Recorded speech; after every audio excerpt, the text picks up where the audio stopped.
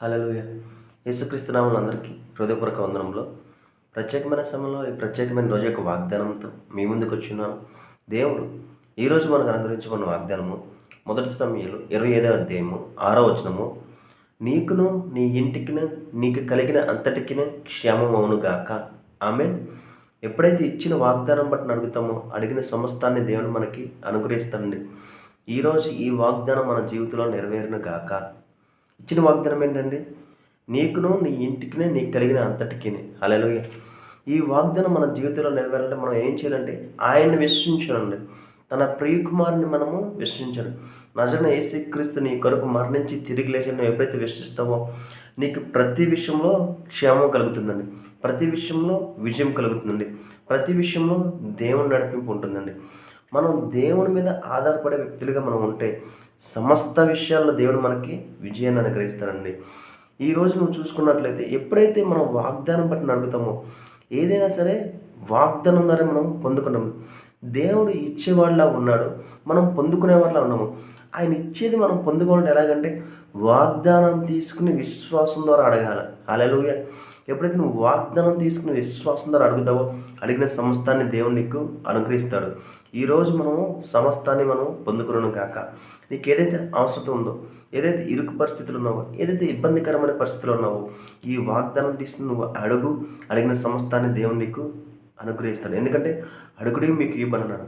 అట్టి రీతిగానే ఆదివారం యొక్క ప్రాముఖ్యత ఆయన సన్నిధిలో మనము గడుపుటండి. ఆయన సన్నిధిలో ఎప్పుడైతే గడుపుతావో మనము ఆయన సన్నిధి ఆవరణలో ఉన్న అనేకమైన మేలులు మనం మన జీవితంలో చూస్తాము. ఆయన సన్నిధి ఆవరణలో ఉన్న విశాలతను, అట్టి రీతిగానే మనకు కావాల్సిన ఫ్రీడమ్ను, స్వేచ్ఛను మనము మందిరంలో ఎలాగైతే చూస్తామో అది మనం ఎప్పుడైతే మందిరంలోకి వెళ్తామో ఆ అనుభూతిని మనం మన జీవితంలో అనుభవిస్తామండి.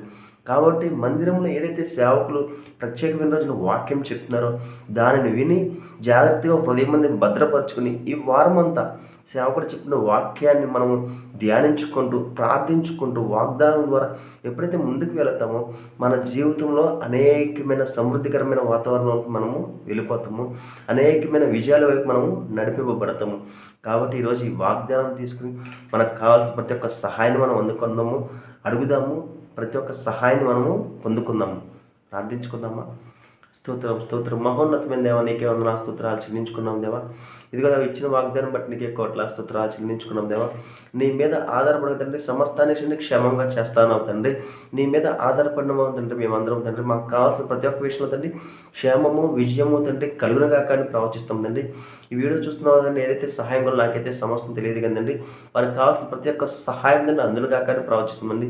ప్రతి ప్రయాణంలో మీరే తోడని నడిపించండి. ప్రతి అనారోగ్యం తండ్రి ఆరోగ్యంగా మారునుగా కానీ ప్రవచిస్తుందండి. ప్రతి బలహీనత తండ్రి ఏసు పొందిన గాలేదండి బలంగా మారునుగా కానీ ప్రవచిస్తుందండి.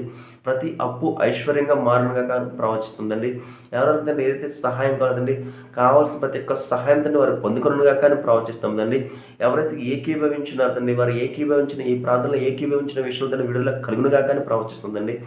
కావాల్సిన ప్రతి ఒక్కరికి కావాల్సిన ప్రతి ఒక్క సహాయాన్ని అందచేయమని నజరేయుడైన యేసుక్రీస్తు నామములో అడిగి వేడుకొంచున్నాం తండ్రి. ఆమేన్. అందరికీ హృదయపూర్వక వందనములు.